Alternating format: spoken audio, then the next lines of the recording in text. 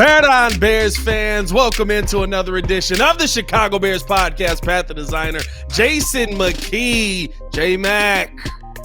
The 53's in. We got the waiver wire pickups coming in. The team is rounding out. Want to get your thoughts on some of the guys that have been added and how this team is rounding out as a whole, feelings heading into the season. All that and more on today's episode of the Chicago Bears podcast. Hit that like button, subscribe to the page, leave a 5-star review. You know what to do. Stop playing with us, man. Birdon. Drop them Birdons in the chat right now, man, in the comments section. Let's jump right into this, J-Mac. Listen, Terrell Lewis being released, I think a lot of people were shocked by that. After Trevis Gibson was released yesterday, I did not request a trade. After Trevis Gibson was released yesterday as well. But the Bears going right back in. They pick up defensive lineman Khalid Kareem, defensive back Quindell Johnson, and the wide receiver, but really a punt return specialist, Trent Taylor. What are your thoughts on some of the swaps that the Bears are making here early on? Yeah, it's no surprise this time of year when you think the 53-man roster is set, it's going to be fluid. And one thing people got to keep in mind, right? It's going to be real fluid right now because it's fresh, but that 53-man roster is going to be fluid throughout the entire season. The GMs and the scouts, and they're always going to try to upgrade their team. So there's going to be moves made every week throughout the season, whether it's practice squad, active roster. So this thing is always moving. So as a player, you can't get comfortable. You got to go out there and the pressure's on you to produce so that way you can't be replaced. And, we've seen some guys in which Terrell Lewis initially made the 50-man roster, had a good camp, a guy who I thought, was deserving of an active roster spot. Yes, but you see what Pohl said. He stayed true to what he preaches. If we can find somebody out there that we feel is an improvement on what we have and that can make our team better, they're going to pull the trigger. And that's what they did. You got Khalid Kareem, who, was with the Colts, and obviously they had the joint practices with the Colts. I was there for that. So, they got a good evaluation and a good scouting report on what he could do, because here's a guy who was going against your offense, for those 2 days of joint practices, and then in that preseason game. So they bring in another guy that can get after the passer, a big guy. He's about 6'4", 240. Another, can't say somewhat local guy out of Notre Dame. 27 games, he has one start, but he only has one career sack.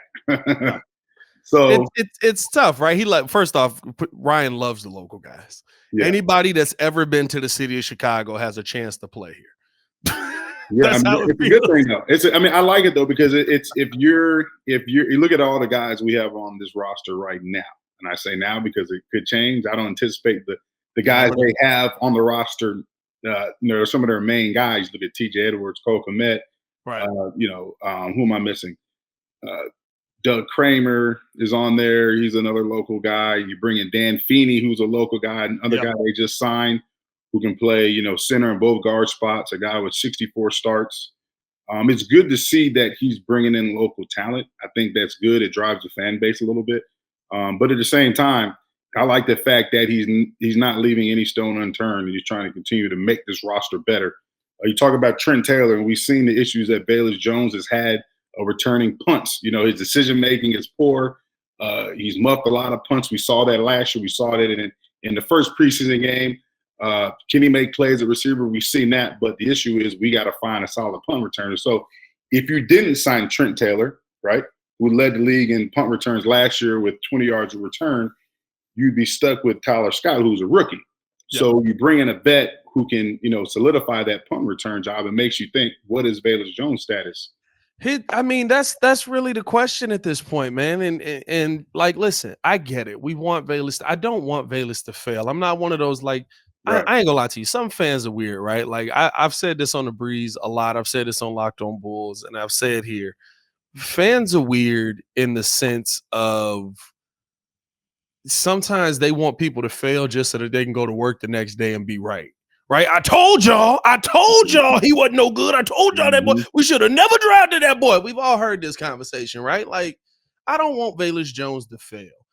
But at a certain point, you have to be honest about what's happening here with this team. How many kick and punt returners are we going to bring in before we start to say, hey, I don't think that they think that this was a good pick anymore, right? Like it's just reacting to what we're seeing on the field. I don't want it to feel like I'm just piling on Valus every time we bring his name up. But listen, unless he's going to go out there and play wide receiver at an elite level all of a sudden, which he didn't do in college.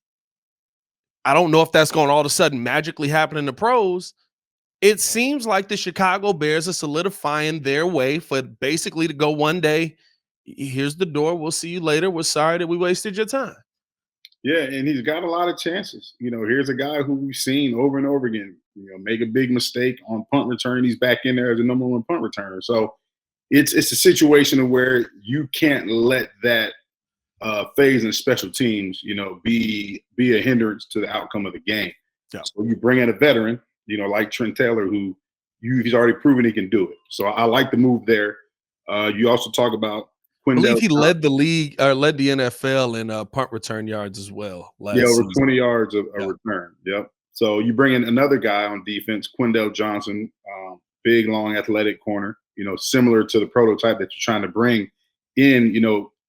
As corners, you look at Jalen Johnson, Tyreek Stevenson, all long, lengthy, tall guys, athletic guys that can tackle.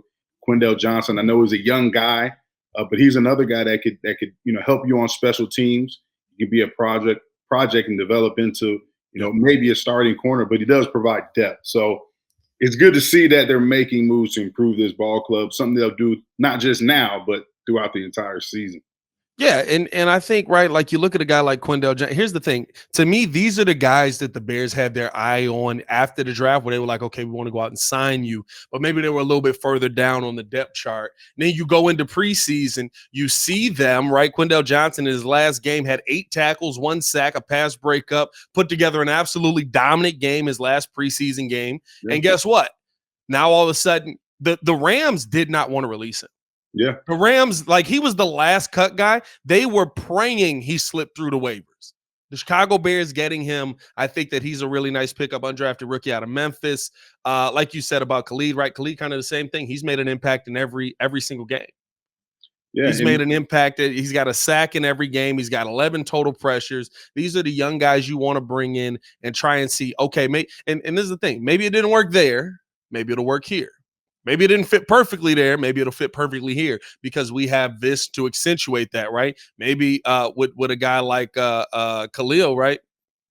I'm sorry, Khalid, having Yannick Ngakoue standing on the other side of you makes your life a lot easier. Yeah, definitely, man. And we talked about this a few weeks ago. We were talking about it in terms of how the roster will change, but not just how the roster is going to change when these guys are going throughout preseason. It's a huge audition for them, right? It's an audition for them, obviously, to make the Bears roster, but it's an audition for them to make a roster.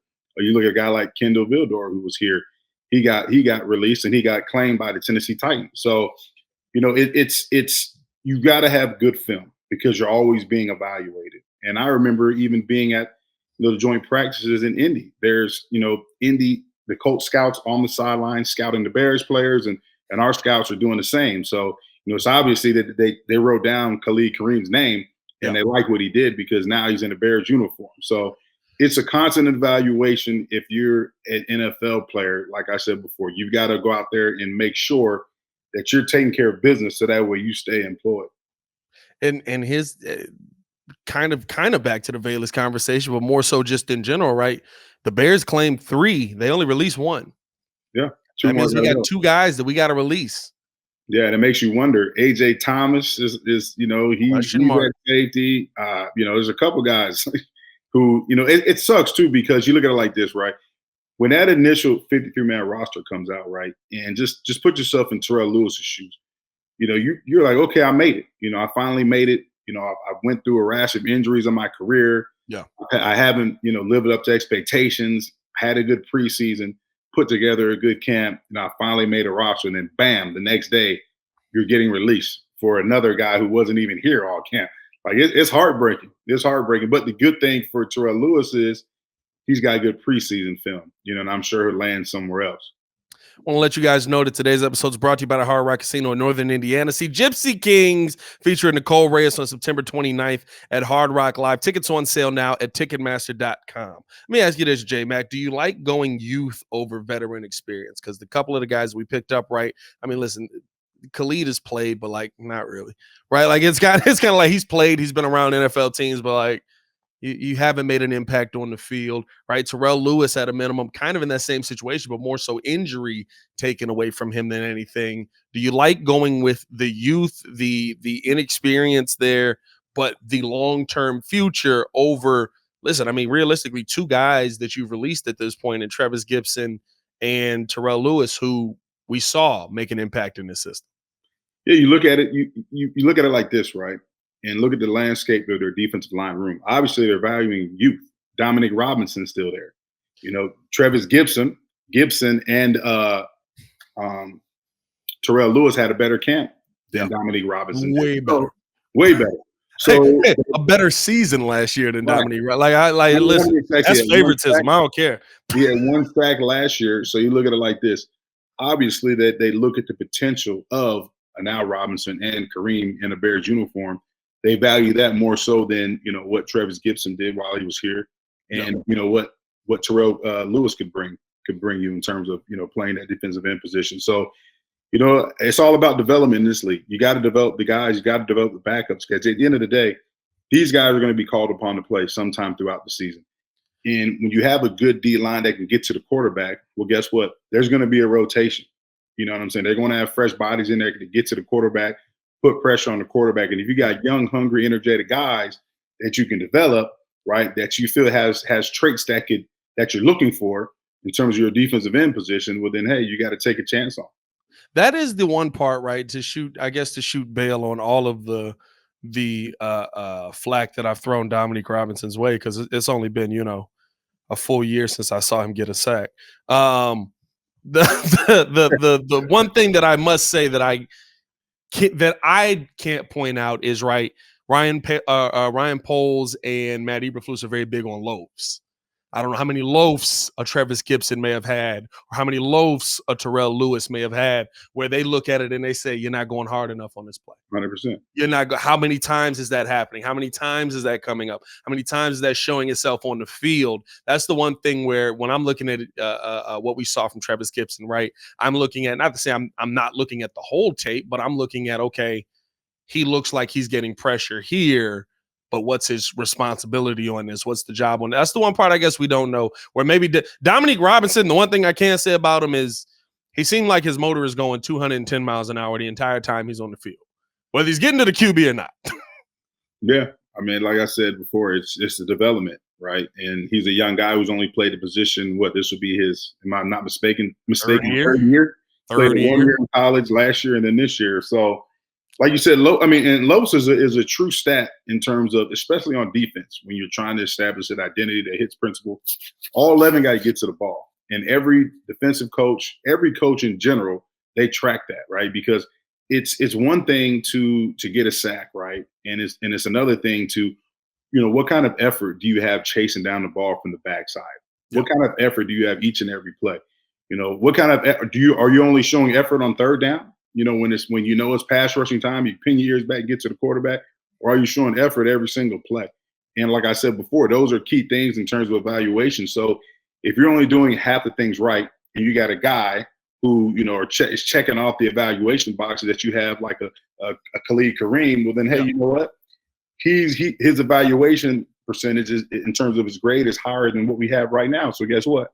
We claim him. We're going to get him. And I'm sure there was other teams that probably wanted to claim him, Khalid, as well. But the Bears had, they were such a high priority in terms of the waiver claim order we got.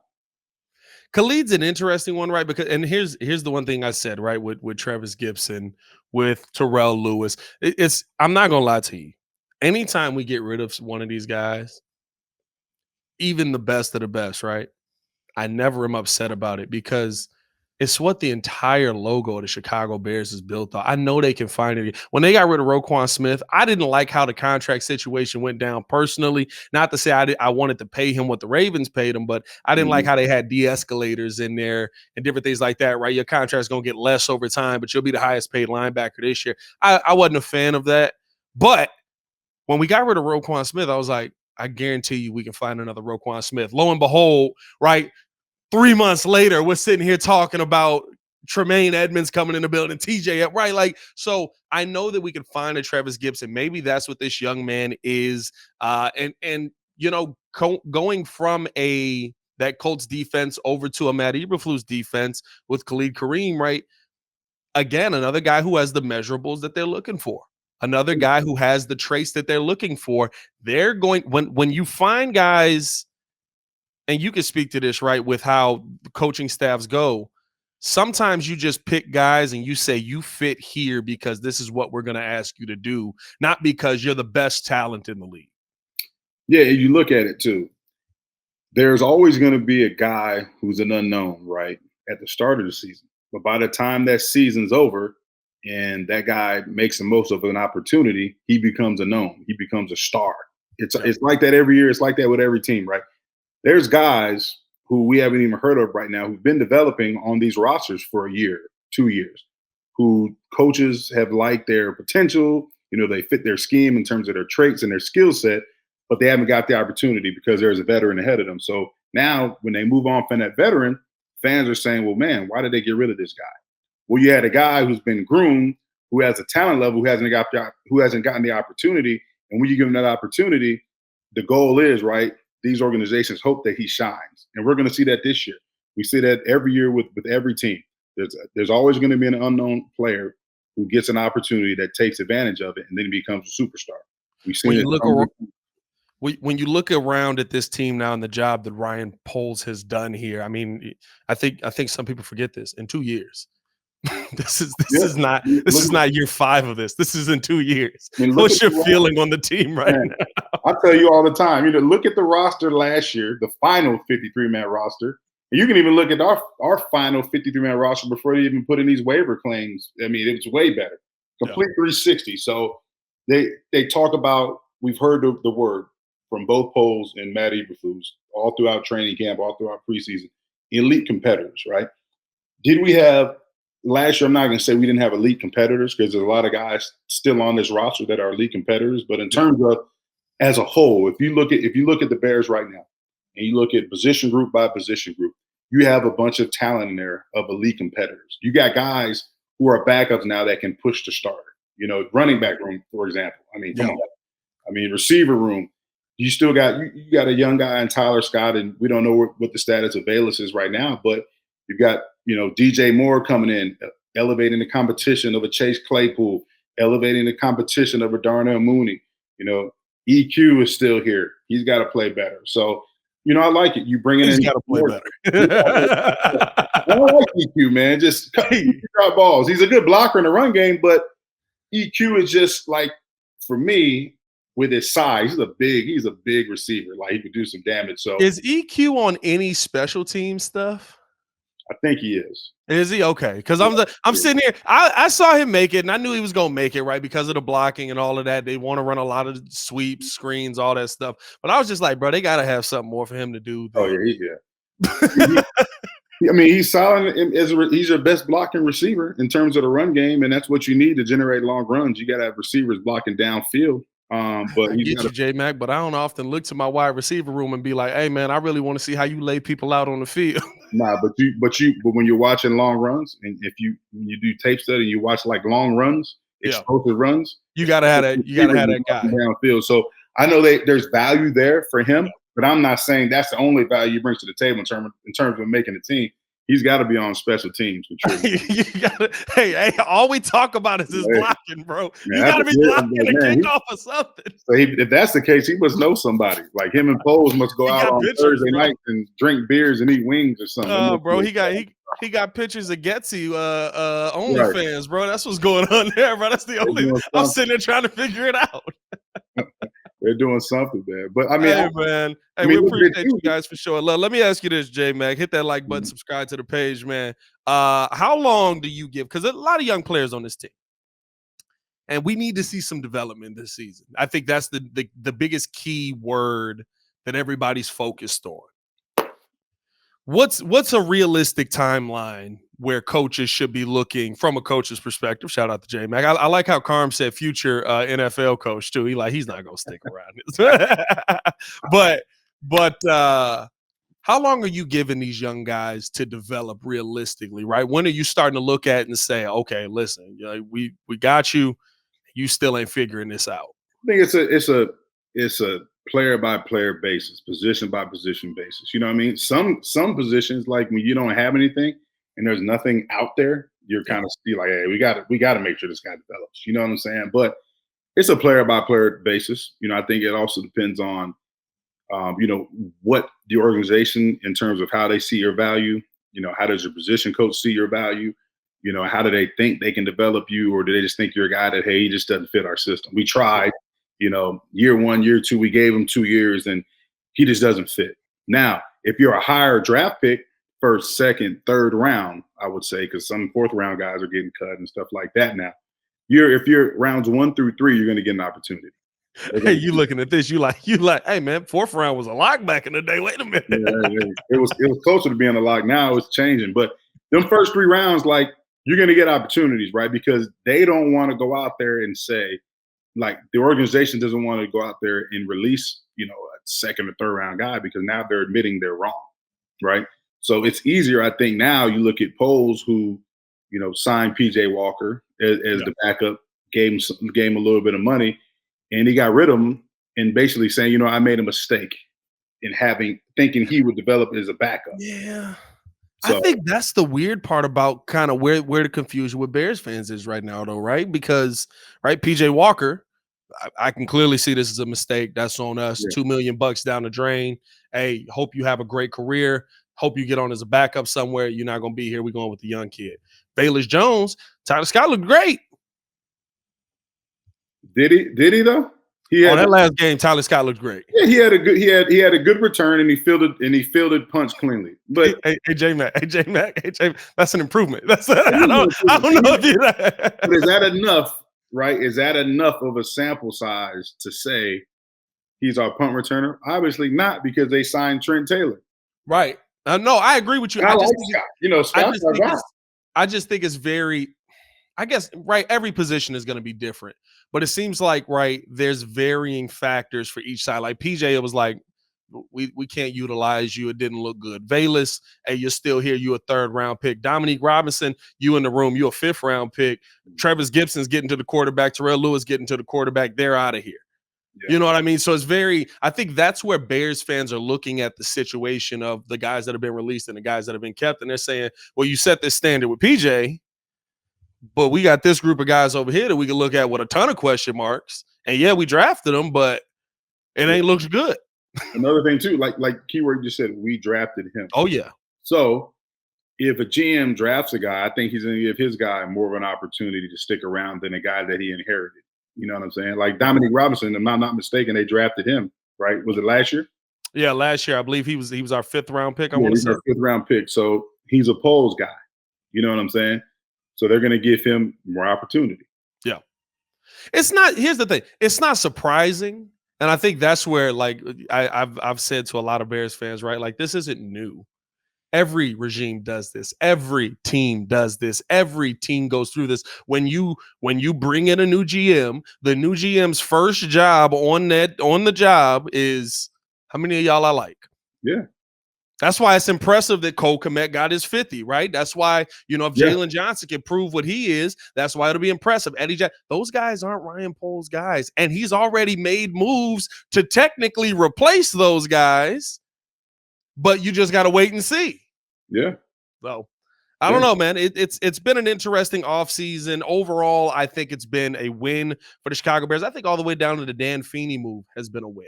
I liked bringing him in. He gives up as a backup. I ain't gonna lie to you. I was looking at his sack numbers. I was like, hey, listen, we bringing in a dude to give up a lot of sacks, bro. But as a backup last 2 years with the Jets, he's been really good.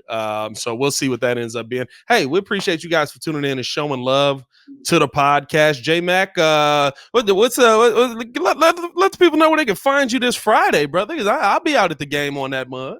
Y'all got a big game out here? Yeah, we got Lake Forest, so it's a big game out at Lake Forest. Alan Williams, obviously the defensive coordinator for the Bears, his son is a starting cornerback.